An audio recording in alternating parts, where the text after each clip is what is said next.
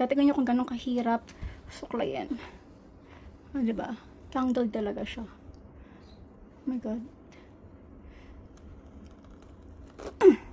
Brimod. Buhok ko. So, depende kung gano'ng kahaba yung buhok ninyo or gano'ng kakapal. Inuuna ko yung pinakadulo.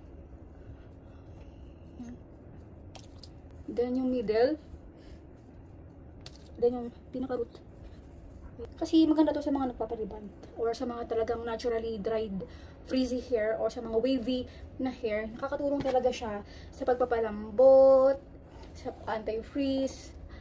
At nakakapag-maintain ito talaga ng buhok. Kapag natuyo yung buhok natin, hindi siya yung buhaghag na yung lahat, marami nakalawit dito sa buhok natin. Nagiginit yung buhok natin.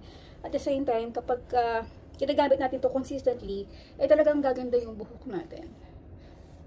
O, diba? Ayoko kasi mag-conditioner after ng shower or after ng shampoo. Kasi parang malagkit, diba? Super lagkit. Ito kasi, hindi, kapag ito natuyo, yun na yun. Parang natural lang tayong nag-shampoo, tapos natuyo na napakaganda. Ganyan siya.